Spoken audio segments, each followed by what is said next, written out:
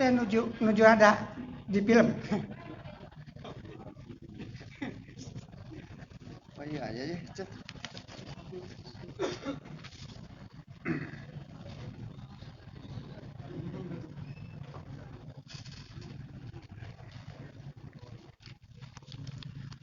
Alhamdulillah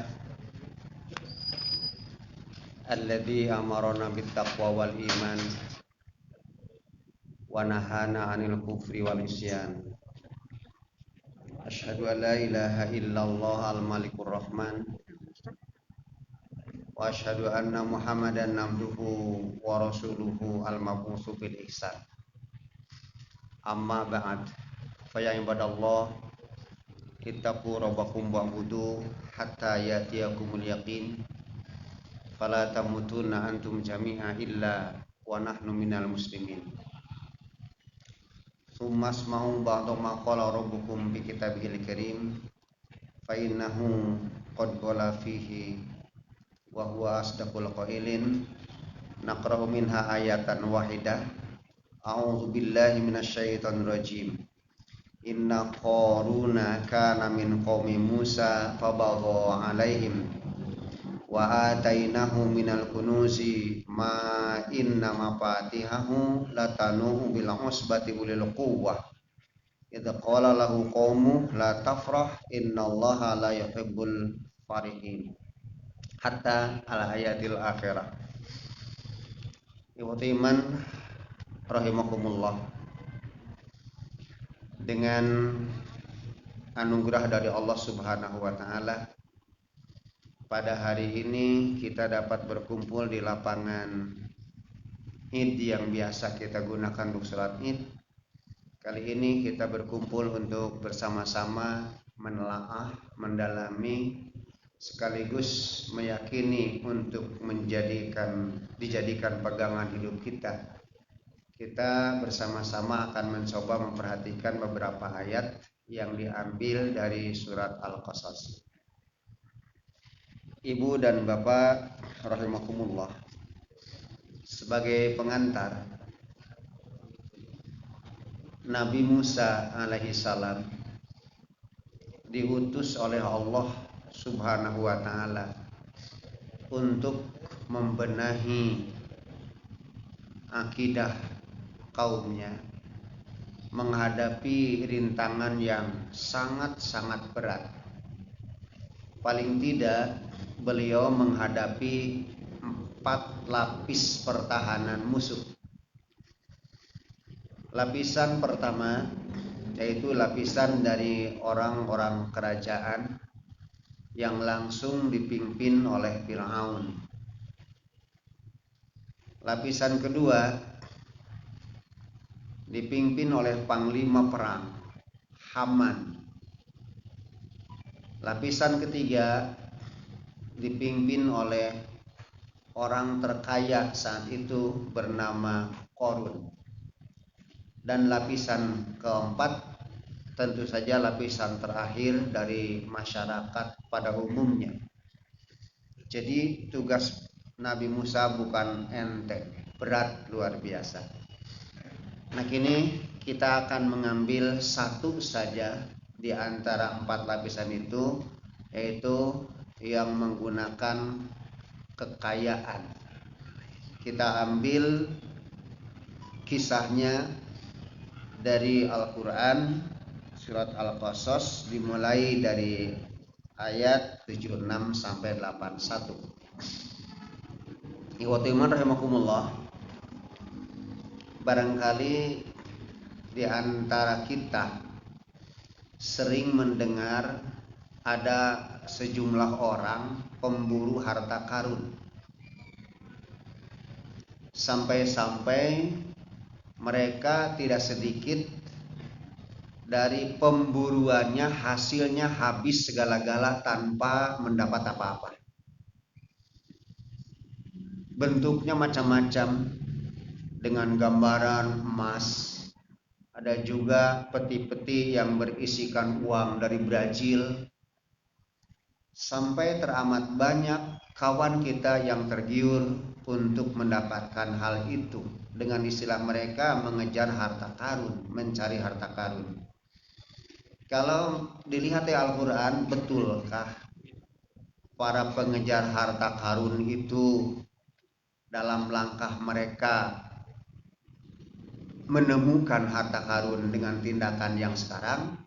Atau bagaimana? Insya Allah kita lihat nanti di belakang. Iwatiman, masalah lain yang sering kita dengar sebelum kita masuk pada materi yang akan kita bahas, ayat Al-Quran yang disampaikan oleh mubalik dengan bunyi wabtaghi fima ataqallahu darul akhirah sampai akhir, itu pada umumnya di kalangan mustami mempunyai gambaran bahwa kalimat itu dari Allah ditujukan kepada Nabi Muhammad. Itu pada umumnya seperti itu, bahwa yang menyatakan wabtaghi fima ataqallahu darul akhirah, hendaklah kau harap dari yang Allah berikan padamu itu mengejar darul akhirah. Umumnya berpikiran bahwa itu dari Allah kepada Nabi Muhammad. Nah, kita lihat yang sebenarnya bagaimana.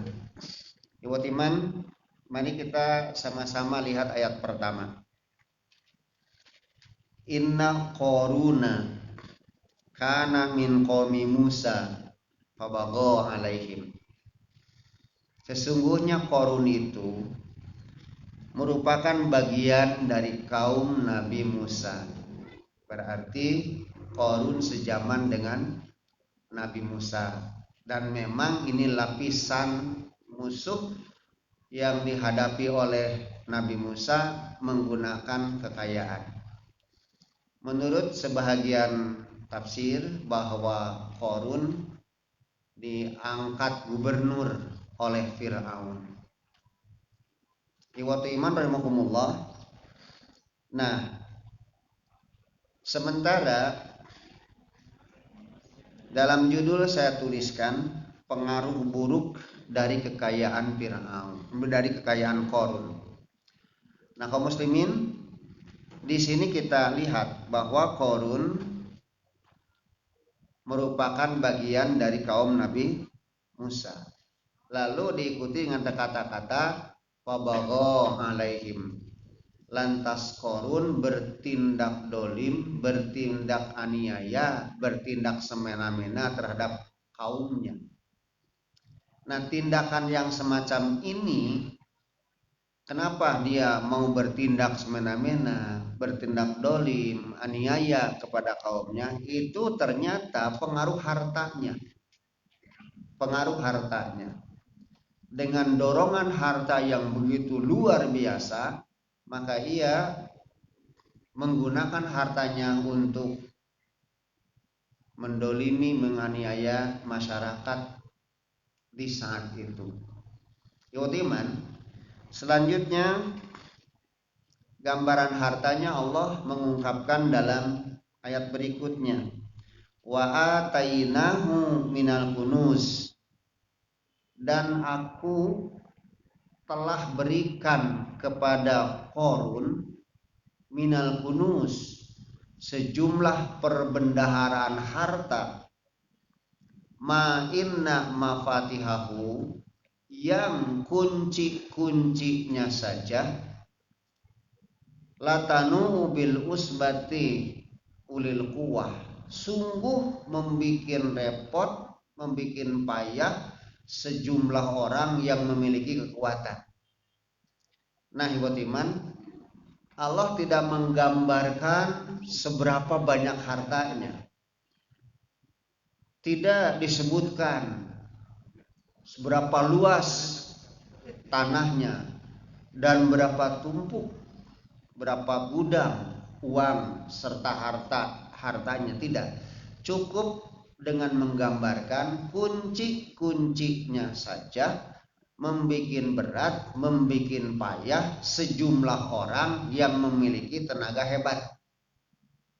Nah, dari situ tergambar, meski dengan kata-kata kunci, tapi disebut kuncinya saja tidak mampu dibawa oleh seseorang, melainkan oleh sejumlah orang, itu pun merasa berat, dan orang-orangnya bukan orang-orang yang lemah, tapi orang-orang yang bertenaga. Nah, Iwat Iman, coba perhatikan. Ketika kita melihat orang kaya saja di daerah kita, tidak ada orang yang paling kaya kecuali ia hartanya banyak, tetapi yang namanya kuncinya tidak pernah membuat orang, satu orang parah membawa, enggak. Cukup oleh seorang pun dan tidak kelelahan. Itu hartanya semacam itu.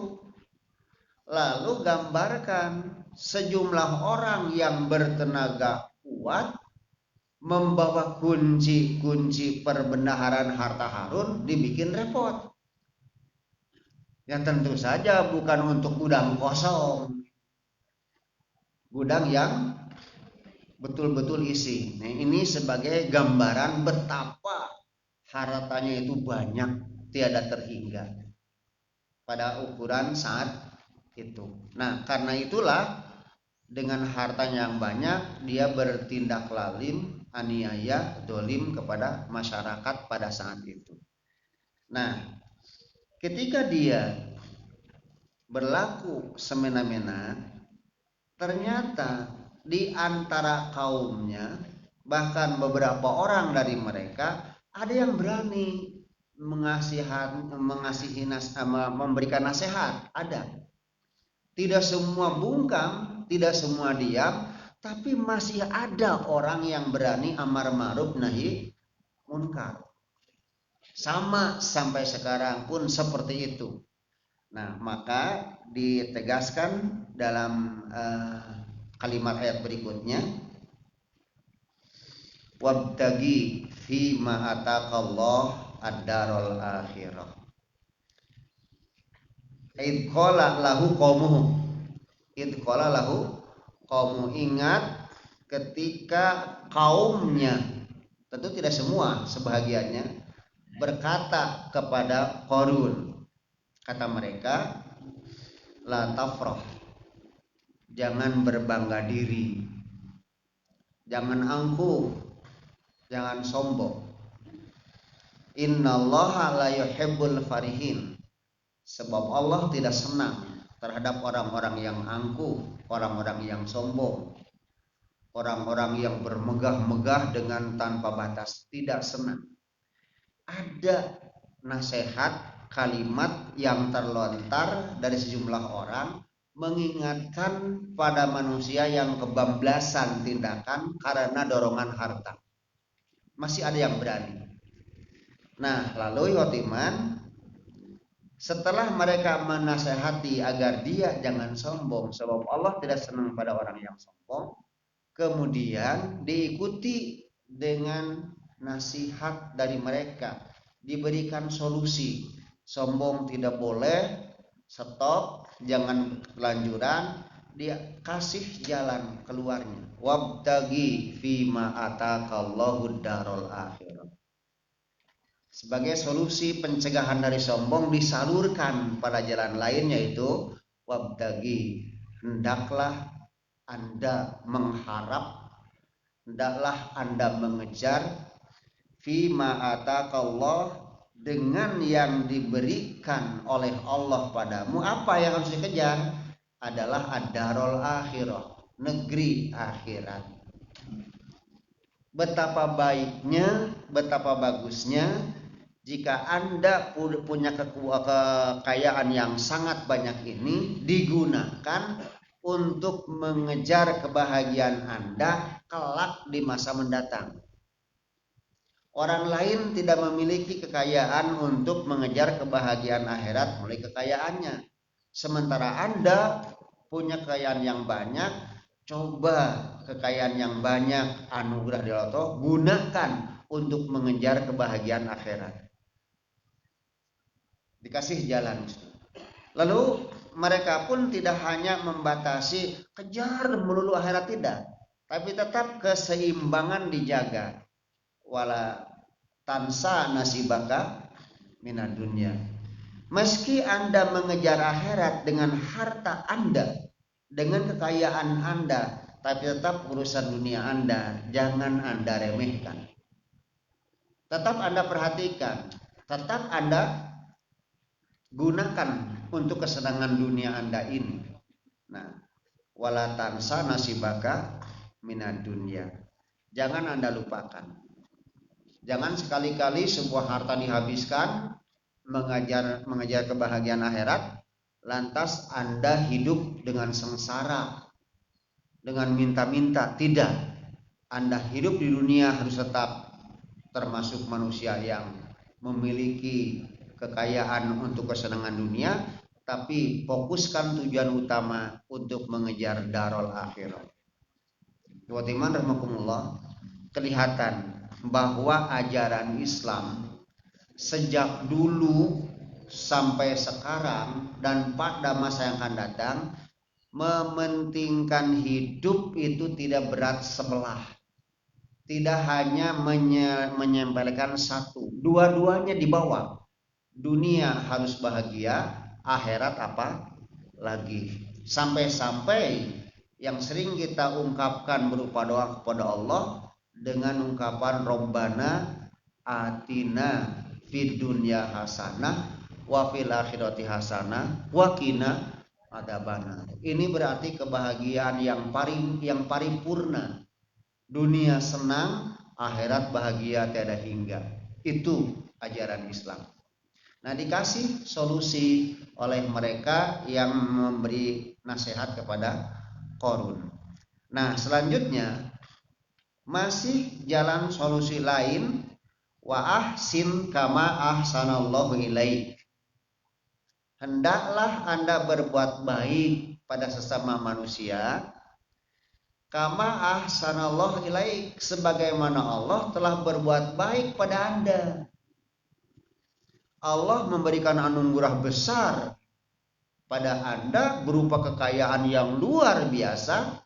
Anda bahagia, Anda senang, Anda merasakan untung. Kalaulah rasa kebahagiaan ini Anda berbagi dengan masyarakat, betapa indah. Yang merasa bahagia, yang merasa senang itu bukan terbatas pada diri Anda. Coba yang lain pun merasakan sama-sama. Meski tentu berbeda antara Anda dengan mereka. Yang jelas jangan lupa untuk berbuat baik kepada sesama. Nah, rahimakumullah. Selanjutnya pula mereka menyatakan wala tabil fasada fil ardh. Tetap di satu sisi Anda kejar akhirat, dunia jangan Anda lupakan, kepada sesama Anda berbagi kebahagiaan, tapi satu hal yang Anda biasa lakukan bersifat dolim pada masyarakat, hentikan. Hentikan. Wala tabgil fasada fil ardh. Jangan mencari-cari kerusakan, jangan melakukan kelaliman, jangan mengadakan tindakan semena-mena. Berhenti, sudah. Nah, selanjutnya innallaha la yuhibbul mufsidin. Sesungguhnya Allah tidak menyenangi orang-orang yang suka berbuat kerusakan. Ini terlontar dari kaum Qarun kepada Qarun. Jadi bukan dari Allah kepada Muhammad. Kalimat wabtagi sampai akhir ayat itu dari kaum Qarun kepada Qarun. Nah, akan tetapi meskipun firman Allah ini melalui ucapan Qarun yang kaumnya kepada Qarun, tapi tetap isinya buat semua. Buat semua. Sebab Al-Quran tentu bukan untuk masa Qarun ke belakang, tapi untuk masa Qarun ke sini selanjutnya. Itu hanya menerangkan kejadiannya seperti itu, dikasih tahu. Dan gambaran yang penting buat kita, ternyata di antara mereka merupakan manusia-manusia yang berlevel rakyat biasa, masih ada orang-orang yang teguh untuk memberikan peringatan pada kawannya yang menyimpang dari jalur yang benar, termasuk pada yang kaya itu. Nah, ikhwati rahimakumullah. Nah, kita lanjut pada ayat ke 78 ya. Nah, ayat 78 berbunyi, qala. Bagaimana setelah Qarun dikasih tahu, ditegur, dinasehati, diberikan solusi jalan yang terbaik oleh kaumnya, apa jawab dia? Qala, dia ngomong, innama utituhu ala ilmin indi. Weh, aku kaya, aku banyak harta, aku hebat, aku disegani, aku punya kudaan istimewa, itu karena otakku cemerlang. Karena aku pinter, bukan orang bonse aku. Aku orang cerdas. Harta benda yang banyak kumiliki itu karena otakku yang hebat, karena ilmuku. Aku tahu celah-celah ekonomi yang menguntungkan, dan aku paham sisi-sisi yang merugikan. Aku ambil celah-celah yang menguntungkan, aku simpan, singkirkan celah-celah yang merugikan. Jadi aku ini karena punya otak hebat, bukan dari Tuhan.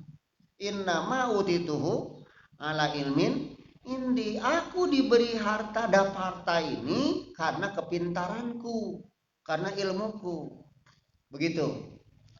Nah, ikhwati iman, kelihatan pengaruh dari harta banyak itu, pengaruh jeleknya sudah dua jelas-jelas. Satu, bertindak lalim, ya, bertindak semena-mena karena orang harta. Yang kedua, bersifat sombong. Kesombongan, egoisnya kelihatan. Coba kalau aku bodoh, coba kalau aku tidak semangat, tidak akan sekaya ini. Sama dengan kalian, hidup melarat sepanjang hidup kalian. Karena kenapa? Karena kalian bodoh, tidak kemauan. Begitu. Aku cemerlang, aku semangat, aku kaya. Jadi terserah aku. Nah, kelihatan kesombongannya itu. Ikhwati rahimakumullah.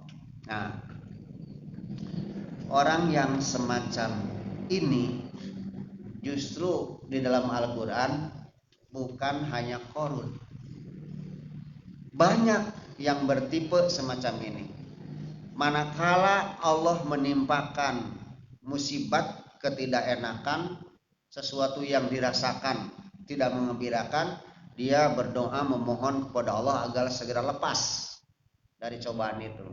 Tapi manakala Allah mengganti dia dengan pemberian nikmat, rahmat, nikmat dari Allah kepadanya, serta merta dia ngomong, aku dapat ini karena aku pintar.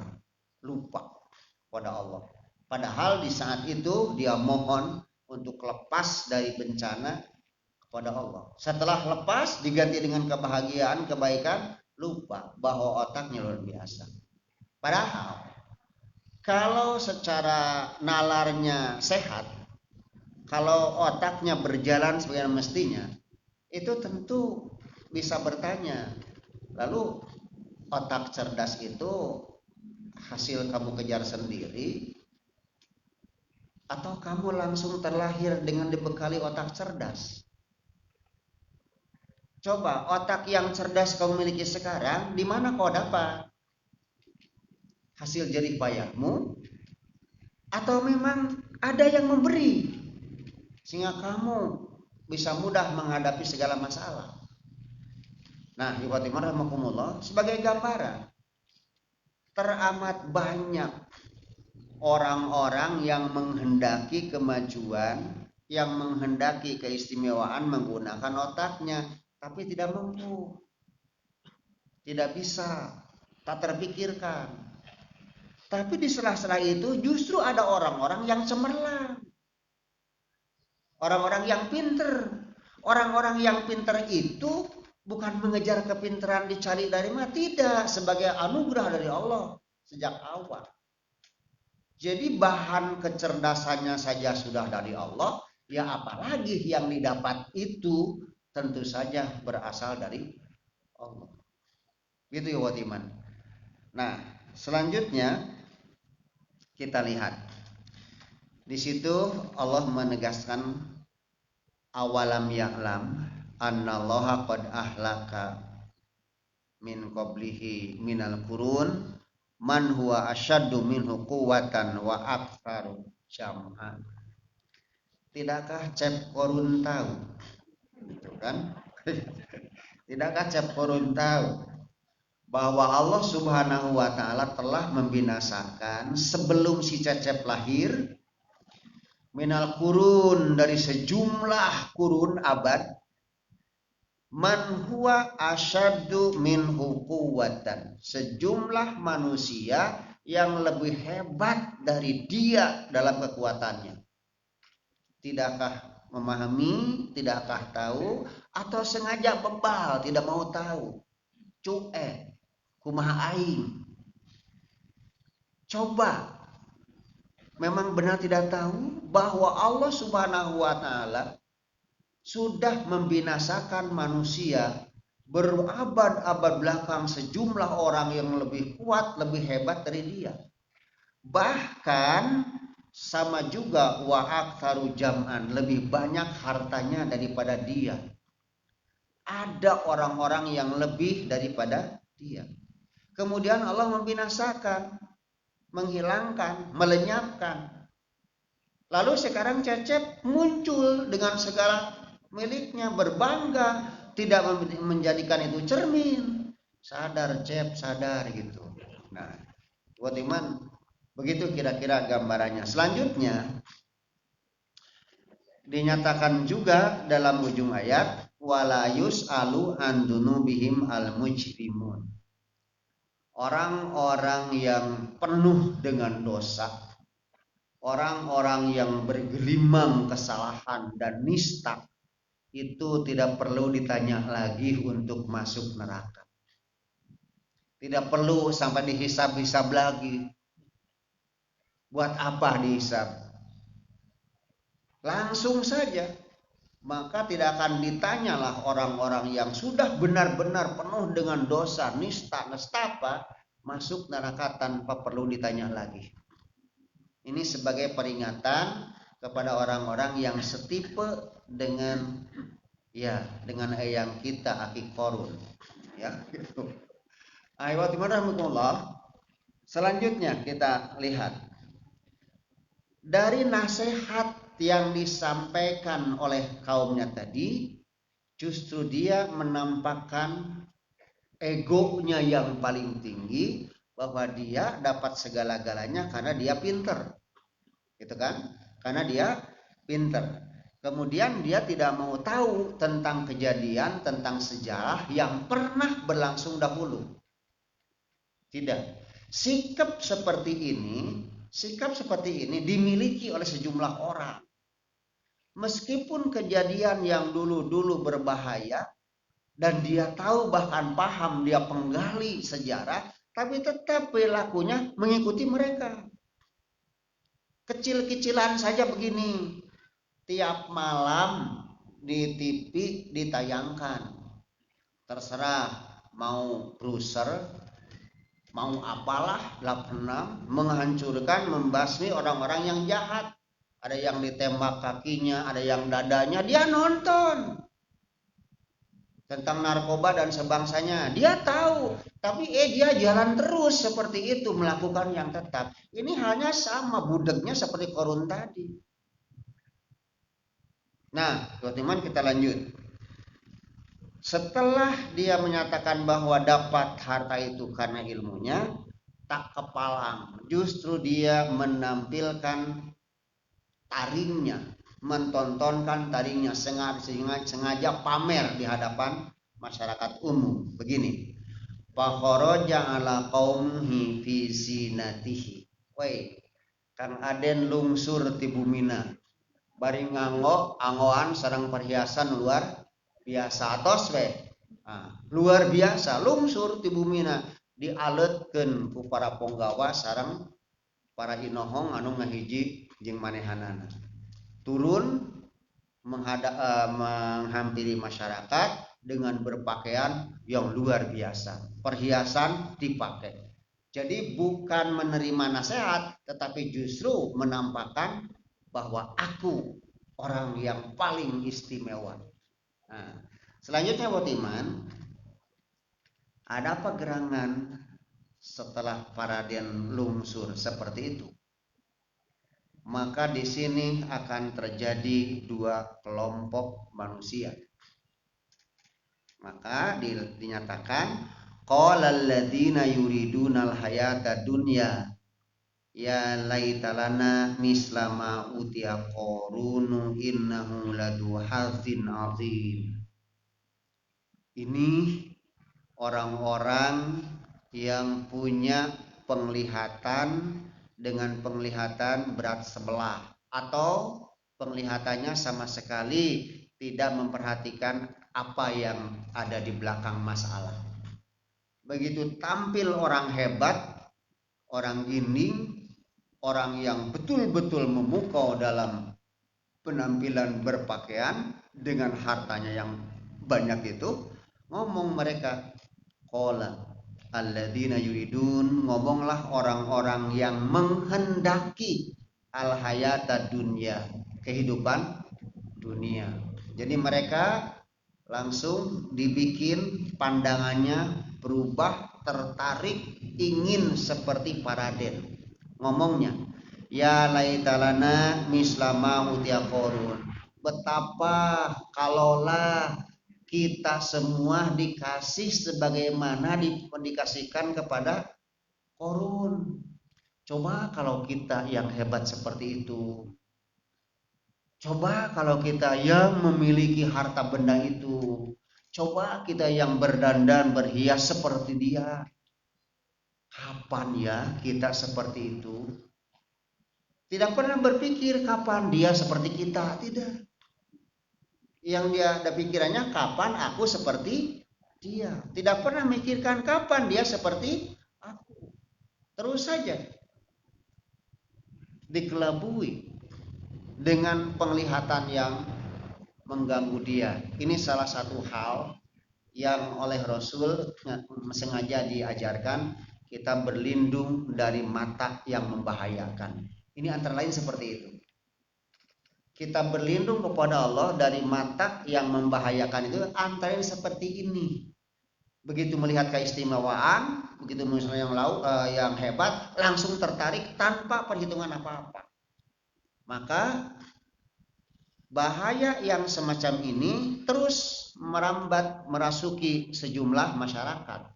Di saat menghadapi kehidupan yang sulit, lantas ada orang-orang yang menawarkan keuntungan menurut dia luar biasa. Selesai sudah, cukup diganti akidah dengan 5 kg gula dan 6 liter beras, cukup ditukar. Ini tipe semacam ini sudah ada dari dulu, sudah ada. Ikhwatiman rahimakumullah. Selanjutnya, bahwa Qarun kata mereka dia ini ladu hazin azim, benar-benar memiliki bagian yang agung, yang hebat. Cobalah kalau kami seperti itu. Nah, ini sekelompok manusia. Lalu sekelompok lain berbeda dengan kelompok ini. Wa qala alladziina utul ilma, berkatalah orang-orang yang diberi ilmu. Tentu saja akan berbeda perkataannya dengan orang-orang yang tadi. Mereka berkata, wailakum thawabullahi khairun liman amana wa amila sholihan. Kamu celaka. Dengar ini, bahwa pahala dari Allah lebih baik, ya, lebih baik bagi orang yang beriman dan mengamalkan amal soleh. Tidak terlarang kalian ingin kayak seperti dia, tapi jangan terbatas hanya sampai kayanya. Teruskan. Yang paling utama adalah amanah. Wa amila solihan itu khairun lakum. Jadikan alat yang diberikan oleh Allah berapapun yang ada pada kamu untuk menggapai ridhonya. Kalau kamu sekarang pandanganmu tertutup, terkelabui dengan gaya penampilan tadi, sementara mata akhiratmu tertutup rapat, tidak bisa, sudah celaka kamu. Itu. Jadi ada orang-orang yang tetap berpegang teguh berjalan dalam rel yang semestinya. Wailakum, celaka kamu. Sababullah, bahwa pahala Allah khairun, itu lebih baik, liman amana wa amila sholihah, bagi orang yang beriman dan mengamalkan amal soleh. Akan tetapi yang jadi persoalan adalah mana yang paling banyak, orang-orang yang tergiur tertipu atau orang-orang yang sadar? Kira-kira menurut ibu dan bapak yang mana yang paling banyak? Apakah orang-orang yang mudah tergiur tertipu atau orang-orang yang berpendirian tegap? Tegap. Oh jelas, umumnya seperti itu. Seperti itu. Barangkali mungkin kita ada di dalamnya. Naudzubillahi min dzalik. Nah, ibu iman, coba lihat. Kenapa begitu? Banyak yang tertarik pada masalah yang dilihatnya ketimbang orang yang bersikap tegas dan tetap berdiri dalam relnya. Ternyata wala yulaqoha illas sabirun. Tidak diberi sikap seperti tadi melainkan orang-orang yang betul-betul memiliki benteng kesabaran. Ternyata di situ rahasiana. Sangsara saumur hirup aing mages bosen. Selamat tinggal sangsara kajen teuing aing nongeng di Gunung Kawi oge, kan gitu. Lantaran teu sabar. Teu sabar. Nah udah, kalau sudah benteng kesabaran bobol, roboh, lari kemana arah yang ia senangi. Tapi kalau benteng sabar, kuat, kokoh, tidak. Bahwa itu merupakan tipu daya iblis. Bahwa itu merupakan rangsangan syaitan. Bahwa di situ ranjau-ranjau yang membahayakan. Berdiri tegak, ya Allah, gunakan manfaatkan apa yang aku miliki dari anugerahmu dalam jalanmu yang tetap kau ridhoi. Begitu. Urusan banyak dan sedikitnya bergantung. Tentu saya akan berbeda, dan yang paling penting bagaimana menggunakannya. Iwatiman, ada kalanya orang yang segala banyak, segala punya, yang namanya kenikmatan dikalahkan oleh orang-orang yang serba terbatas. Subhanallah. Sering kali terjadi. Makanan enak, luar biasa, di rumahnya ada. Minuman, ya juga. Harta kekayaan, uang bertumpuk. Tapi seringkali tidak pernah merasakan nikmat makan di rumah. Seringkali tidak merasakan nikmat makan dengan keluarga. Jalan-jalan ke tempat yang lain, lalu masuk kampung. Ada orang keluarga yang rumahnya itu tidak seberapa, rumah yang dari bambu, ya dari biasa bilik. Lantas di halaman rumah itu berkumpul orang-orang. Ternyata begitu dia hampiri, subhanallah, keur ngaredok. Subhanallah, iman. Maka yang kayak tadi begitu tertarik, luar biasa. Begitu langsung melihat karedok mau makan. Orang yang kecil tadi langsung menyambutnya dan menyuruh duduk, mempersilahkan. Sengaja bareng-bareng dikasihkan pada mereka yang datang seperti itu. Mereka ngomong, "Mahun bade ngaraosan we." Kecapna ngaraosan. Nah, atuh 3 kali nama. Subhanallah. Kenikmatan di rumah hilang, yang ada di gubuk krayot itu. Seringkali terjadi. Ya, ikhwat iman. Yang paling penting buat kita, kenikmatannya Allah betul-betul jadi nikmat, dan yang paling utama adalah tidak salah menerapkan. Nah, selanjutnya itu sulit untuk dimiliki kecuali bagi orang-orang yang memiliki benteng kesabaran. Ini yang paling utama buat kita. Bertahan ujilah dalam berbagai masalah. Nah, sebentar. Saya akan mencoba mengambil hadis Nabi. Dari pandangan antara masyarakat tadi, ada yang tertarik langsung oleh penampilan korun, ada juga orang yang berprinsip teguh tetap. Nah, saya teringat pada hadis Nabi riwayat Imam Muslim, itu kisah seorang ibu dan seorang anak yang sedang disusui. Begini, diterangkan dalam hadis yang cukup panjang, ada ibu sedang menyusui anaknya. Ketika si anak menyusu, lewat seorang yang gagah pada kendaraan yang luar biasa bagus, dan perhiasan yang dipakainya ya begitu juga menawan. Gagah orang ini lewat ke hadapan si ibu.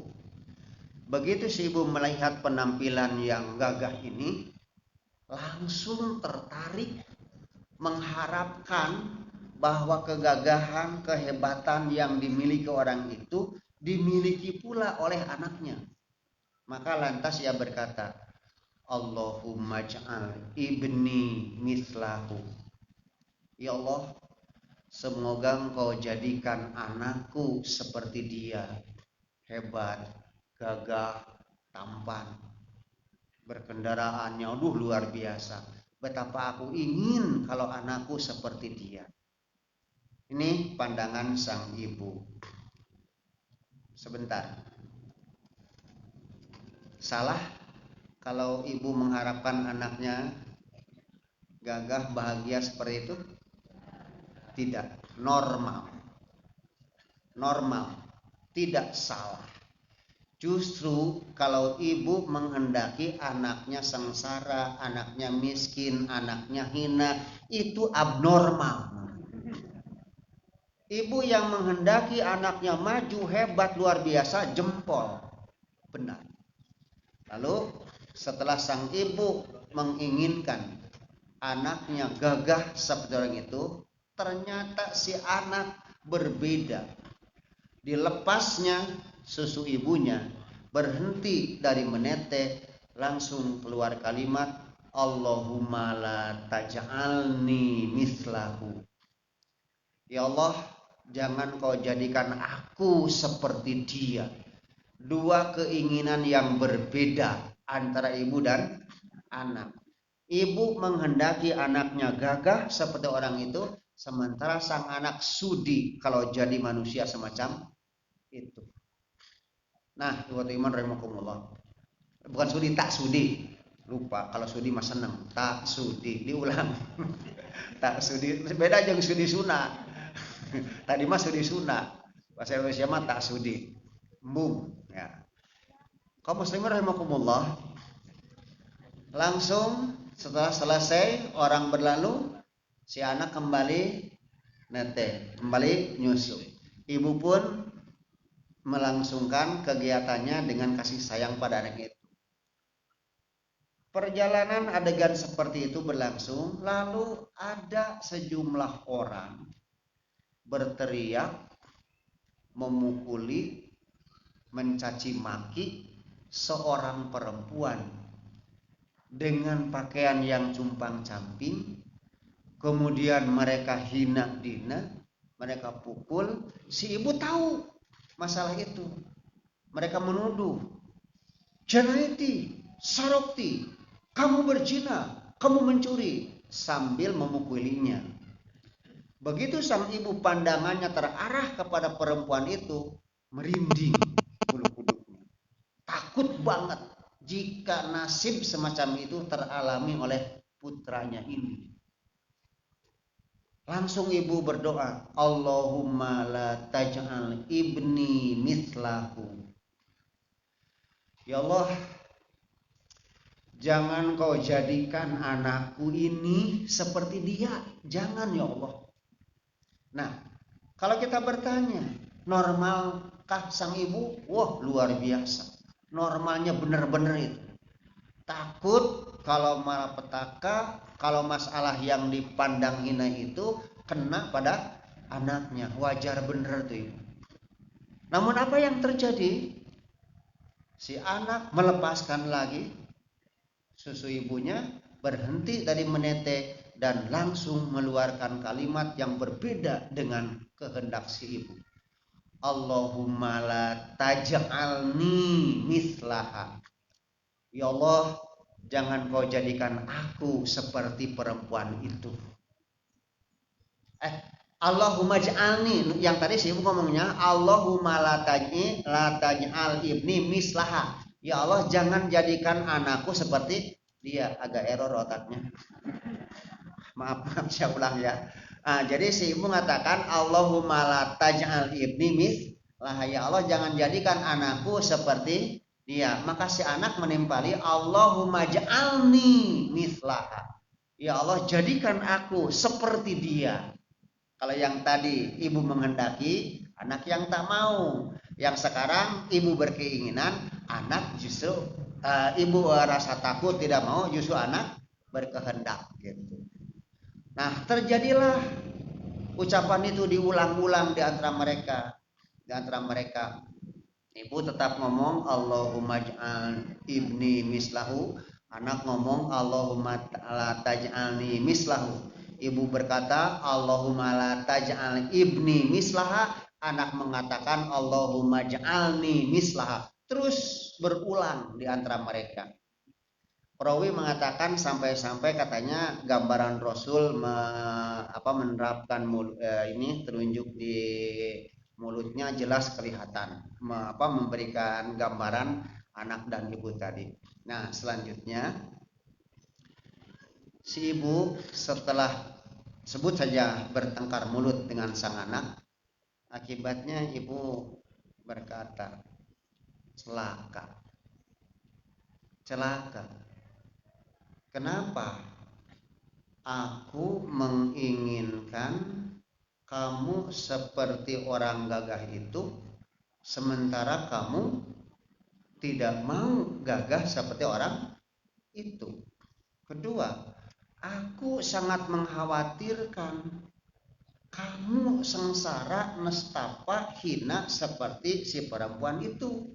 Tapi sebaliknya, kok kamu menghendaki seperti orang itu? Celaka ini, gitu kata si ibu.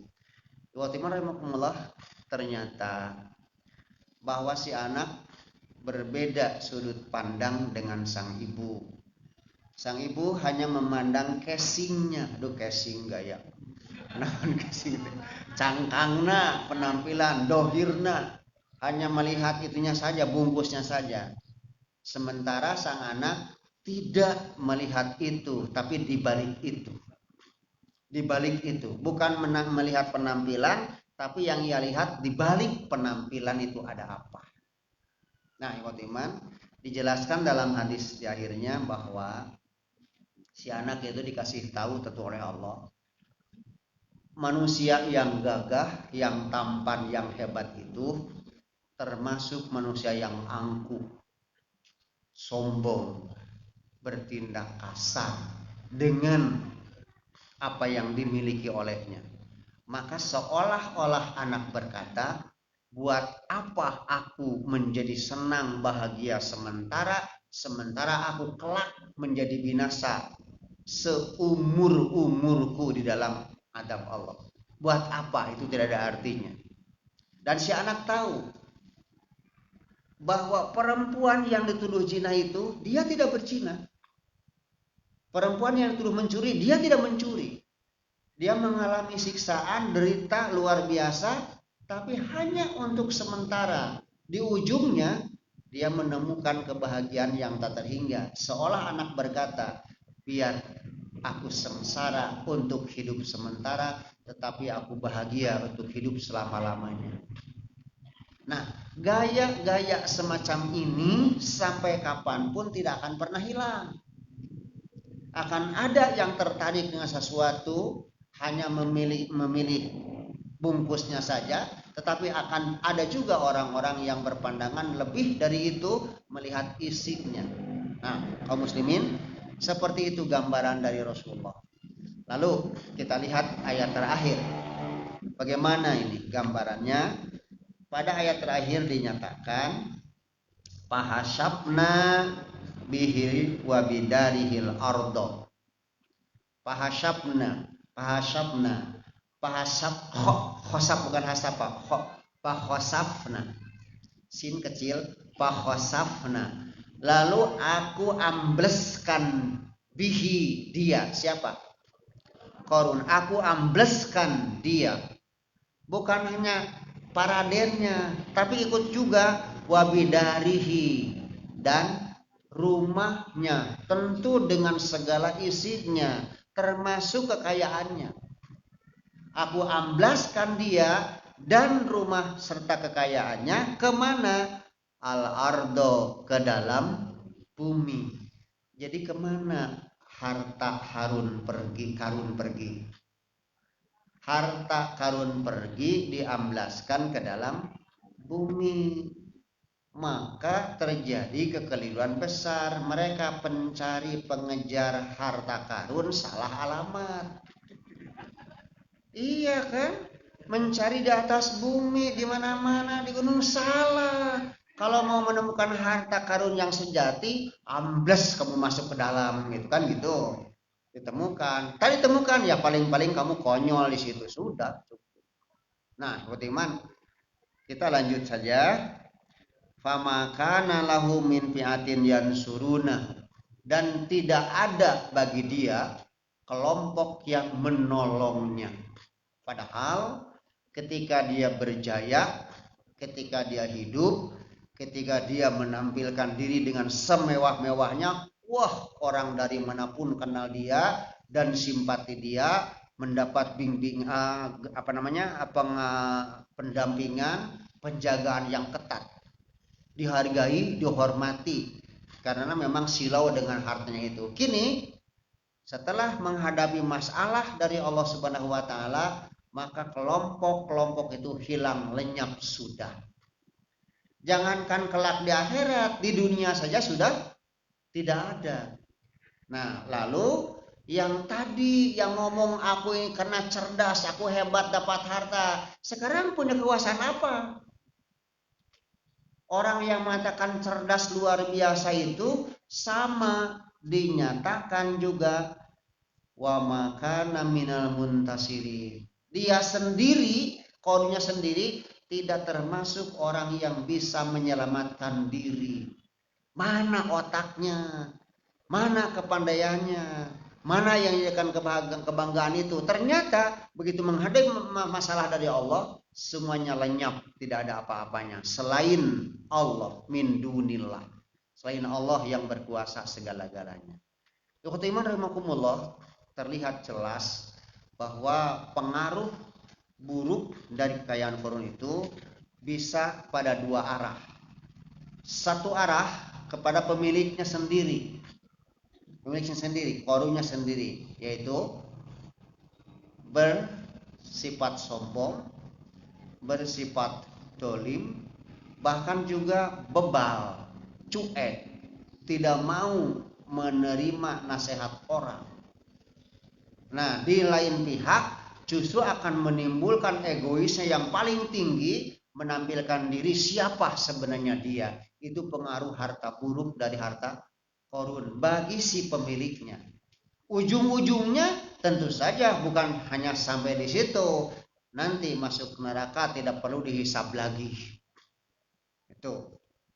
Sementara pengaruh buruk bagi orang di luar pemiliknya, yang tadi orang menjadi silau, salah pandang, berubah akidah, mengharap kebahagiaan yang sementara, lupa terhadap cita-cita yang dikejar abadi. Dan sekaligus juga orang bisa dikelabui pandangannya, maka nikmat yang Allah berikan pada mereka hilang tidak terasa karena tergiur dengan pandangan yang salah tadi, sehingga bermimpi berhayal mau seperti Qarun. Akan tetapi pengaruh yang seperti ini tentu saja tidak kepada semua orang. Masih ada orang-orang yang sadar, yang begitu hebat dalam pendiriannya dalam menghadapi kehidupan dunia. Sama juga harta yang banyak itu, tidak seluruh manusia yang berharta banyak binasa seperti Qarun, tidak. Justru banyak juga orang-orang yang memahami apa hidup ini, mereka menggunakan anugerah dari Allah, digunakannya di jalan Allah untuk menggapai kebahagiaan yang abadi. Barangkali Ibu dan Bapak, pertemuan kita sampai di sini. Mudah-mudahan dapat dipahami apa yang saya sampaikan. Dan seperti biasa, maaf, bukan menantang, biasa suka ada pertanyaan. Itu apa enggak? Boleh kalau ada yang bertanya. Kalau tidak ada, ya, alhamdulillah Ibu dan Bapak begitu cerdas. Maaf bukan cerdas Qarun, bukan. Begitu cerdas menyimak dari pimpinan acara tadi bahwa setelah pengajian akan diadakan pelantikan. Oh, bismillah teuing karunya ya. Wassalamualaikum warahmatullahi wabarakatuh.